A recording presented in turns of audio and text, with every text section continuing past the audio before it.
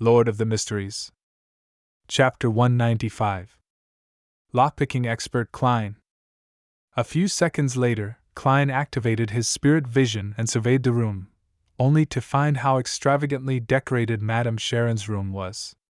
In a spacious area with a cloakroom that was ajar, there was a thick carpet, a blanket made with goose feathers, a makeup table strewn with skincare products and cosmetics, a dazzling array of jewelry, thin clothing and socks thrown over the rocking chair, and multiple decorative items adorned with gold silk.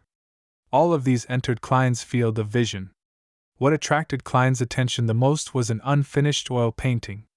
On the painting was the naked figure of Madame Sharon herself, her brown hair like a waterfall, her eyes like an innocent deer's, pure and limpid. But her curved eyebrows, sharp nose, and tender lips accentuated her form as a mature female. The two qualities fused together despite the contradiction, releasing an alarming temptation. Klein only gave a cursory glance at the area under the neck for a moment. He wasn't trying to be gentlemanly. After all, he had already seen the porno, so why would he have scruples over a picture? His attention had been grabbed by the pastels, palettes, and paintbrushes beside the painting, as well as a full-length silver-coated mirror. This combination and their placement relative to each other gave Klein a weird thought that the painter was Madame Sharon herself, and not some artist she had seduced. A beautiful woman with a great figure, flirtatious yet innocent, stripping and drawing herself while looking in the mirror to chronicle her beauty. It feels a little odd. Is Madame Sharon narcissistic? Klein gulped silently and retracted his gaze. He started to search for possible evidence of her crimes. Following Leonard's and Fry's instructions, he kept his black gloves on as he searched. He had to keep the original position of everything in his memory to facilitate putting everything back after he was done. This proved easy for an advanced seer. If he forgot, he could use dream divination to recall the placement easily. Of course, he had performed a divination before he left the house tonight. There was going to be no danger, and he would be met with relative success. That's something a good charlatan would do, even if I'm already a clown. Klein lampooned himself. He spent 20 minutes searching Madame Sharon's room, but he didn't find anything noteworthy, nor did he see any light emitted by spirituality. Finally, he stopped before a safe in the corner of the room. The steel safe was a meter tall, thick and heavy. It gave the impression that it was unusually sturdy, as if it could only be opened using explosives. This sure is a characteristic of the age of steam. There must be complicated machinery within the safe. Klein tried to open the safe but failed miserably. He left the safe for last. He took off his left glove and unwound the topaz dangling on his left wrist. Grabbing the silver chain and allowing the pendulum to fall, Klein dispelled the excitement that the fragrance in the room gave him and entered a state of cogitation. His eyes turned dark as he chanted to himself. There is a secret room or hidden partition in this room. There is a secret room or hidden partition in this room. After reciting it 7 times, Klein's eyes regained their normal color. He looked at the dangling topaz, which was turning counterclockwise. It was a negative result. Klein nodded slightly and left Madame Sharon's room. According to the process from before, he went through the study, the living room, the greenhouse, and other parts of the house, but he didn't find any clues of value. He didn't use dowsing rod seeking since he didn't exactly know what he was looking for. Klein took out his silver pocket watch and gave it a look. He confirmed the time before returning to Madame Sharon's bedroom. Carefully closing the wooden door, Klein took out the silver dagger used for rituals and released his spirituality, allowing it to fuse with the powers of nature and seal the room. He was going to summon himself. He was going to go through the safe using his spirit and check the things inside. Grandpa doesn't need to know how to lockpick, Klein proclaimed in Mandarin. The process was simple since he was praying to himself. He didn't have to be too particular. Klein took out a candle infused with sandalwood and ignited it using his spirituality. That was going to be his altar. I summon in my name the fool that doesn't belong to this era, the mysterious ruler above the gray fog, the king of yellow and black who wields good luck. The incantation reverberated around Madame Sharon's bedroom. Klein's spirituality poured out from within him, gently fusing with the candle flame to become a gray, palm-sized veil of light. He then took 4 steps counterclockwise, made his way through the mad ravings, and into the world above the gray fog. He saw the door of summoning appear behind the seat of honor at the ancient long table. Klein was about to react when he froze. I should perform a divination to see if I can discover any clues since I'm already here. Here, as well as removing any interference, my powers are also significantly boosted. Also, because of where I am now, performing a divination is akin to using an object Madame Sharon brings around with her every day. He sat down and conjured a fountain pen and goatskin. What should I divine? Klein slipped into deep thought. Is there anything wrong with Madame Sharon? No, everyone makes mistakes. There would be something wrong with anyone. Is Madame Sharon involved in a crime? No, that's not narrow enough either. As a famous socialite tied to the political sphere, it's natural that she would be associated with something dirty yet cannot be convicted for. Also, what is the definition of a crime anyway? The laws of the Lone Kingdom, or the laws of the Intis Republic, or is it up to me to decide? Despite his many thoughts, Klein didn't want to delay it any further. After all, his physical body was still in the real world.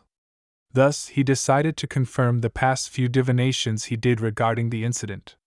He picked up the pen and, without writing, he conjured a divination statement on the goatskin before him. John Maynard's death was due to supernatural influences. This was the divination he did when he went to Maynard's house to help the police. The answer he received last time was negative. Grabbing the silver chain, he allowed the topaz pendulum to almost touch the statement on the goatskin. Klein half closed his eyes and silently recited the divination statement. John Maynard's death was due to supernatural influences. John Maynard's death was due to supernatural influences. After repeating it 7 times, he opened his eyes and looked at the pendulum. His pupils constricted suddenly. The topaz pendulum was spinning clockwise. Clockwise meant a positive result. Maynard's death was really due to supernatural influences. Klein stared at the pendulum that was slowing down, his heart churning in turmoil.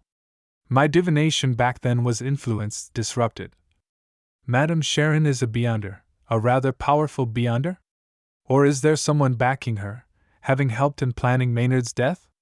Did they want to remove a powerful opponent to the seat of mayor, to remove a future House of Commons member of Parliament from the new party?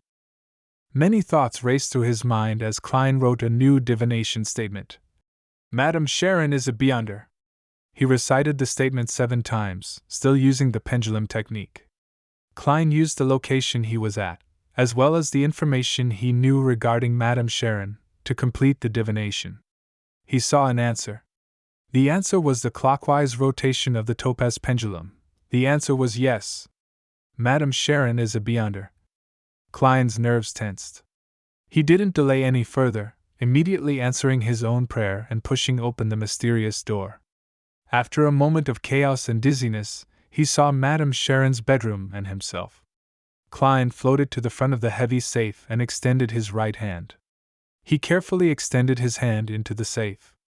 Since Madame Sharon was a beyonder, he had to be wary of traps in the safe. In such a state, where his soul was infused with powers of the mysterious space and his spirituality, Klein no longer needed divination. He would receive a warning when he was approaching something dangerous. A large portion of divination was obtaining revelations by allowing one's astral projection to roam in the spirit world. In other words, it was derived from one's spirituality. Klein didn't notice anything unusual when his nearly transparent hand made it through the thick metal door.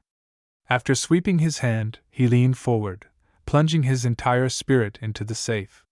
He saw that the inside of the safe was split into 3 sections.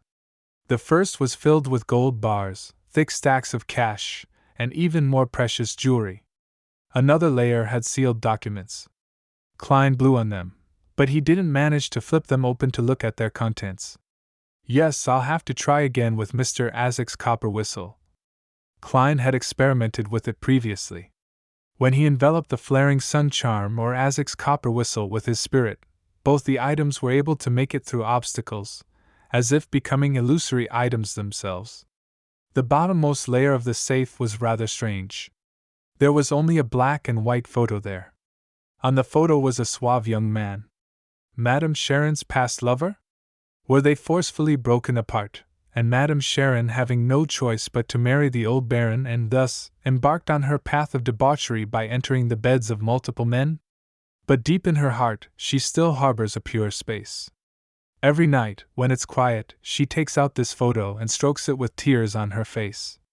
Klein instantly imagined the plot of a great romantic tragedy. But the more he looked at it, the more something seemed amiss. The young man in the photo seemed, perhaps, a little too much like Madame Sharon. Madame Sharon's brother? She's a beyonder. F***K, could she also be of the demonist pathway? The same as instigator Trissy? Klein suddenly had a stroke of inspiration which scared himself. Could the reason Trissy stayed in Tingen this long be because her partner was here? Klein observed the photo closely, realizing that the young man looked remarkably like Madame Sharon. His nearly transparent face grimaced in pain. He could no longer view that porno the same way as before. Collecting himself, Klein felt for the corners of the safe to see if they hid anything. Even though he couldn't pick up any papers in his current state, passing through objects was a different feeling from passing through the air. The feeling was also different when passing through objects of different densities. In his search, Klein suddenly froze. He found an empty space on the side of the safe facing the wall, a hidden compartment. After confirming that there was no danger, Klein made his way inside. What entered his field of vision were ointments, fragrances, powdered herbs, and other objects.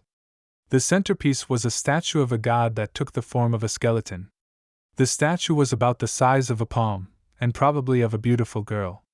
It had long hair all the way to its heels. Each strand of hair was thick and clear, like a venomous snake.